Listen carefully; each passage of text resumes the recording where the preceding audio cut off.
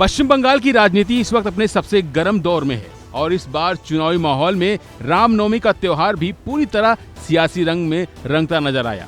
कोलकाता के भवानीपुर में जो ममता बनर्जी का गढ़ माना जाता है, वहीं पहली बार इतनी बड़ी रामनवमी शोभा यात्रा निकली, जिसकी अगुवाई बीजेपी नेता शुभेंदु अधिकारी ने की।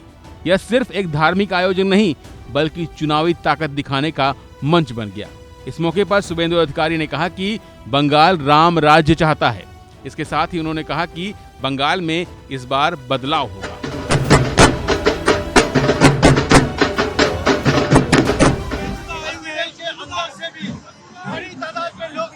सब लोग राम राज्य चाहते हैं। भवानीपुर में इसका पहले ऐसा नजारा नहीं देखा गया था। राम राज्य पूरा बंगाल में राम। क्या वार्ता देंगे सुबेंदुदा? क्या वार्ता देंगे? सुशासन, नारी सुरक्षा, बेरोजगारी खत्म होना चाहिए, घुसपैठिया भगाना चाहिए, जो जंगी है देश विरोधी ताकत, उनका विनाश होना चाहिए, राम विरोधी की वो विनाश होना चाहिए।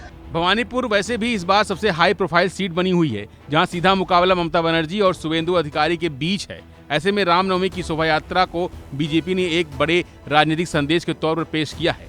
रैली के दौरान राम राज्य का नारा दिया गया, सुशासन और सुरक्षा की बात कही गई और साथ ही यह संकेत भी दिया गया कि बीजेपी अब ममता के सबसे मजबूत किले में सेंध लगाने की कोशिश कर रही है। दूसरी तरफ प्रशासन भी पूरी तरह सतर्क नजर आया, क्योंकि बंगाल में पहले भी ऐसे धार्मिक आयोजन के दौरान तनाव देखने को मिला है। इस बार भी पुलिस की भारी तैनाती की गई, पूरे रूट्स पर निगरानी रखी गई। लेकिन सबसे बड़ा सवाल यह है कि क्या यह सिर्फ आस्था का प्रदर्शन है या फिर चुनावी रणनीति का हिस्सा, क्योंकि बंगाल की राजनीति में अब धर्म और चुनावी गणित एक दूसरे से अलग नहीं दिख रहे हैं।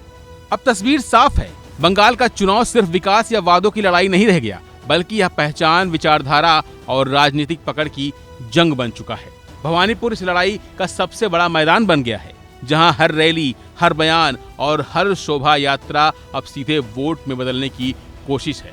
अब देखना यह है कि क्या रामनवमी का यह सियासी असर वोटिंग तक होता है या फिर दीदी एक बार फिर अपने गढ़ को बचाने में कामयाब होती है। फिलहाल के लिए बस इतना ही। बाकी अपडेट के लिए बने रहिए वन इंडिया हिंदी के साथ।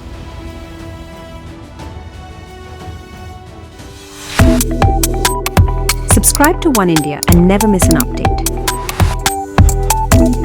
Download the One India app now.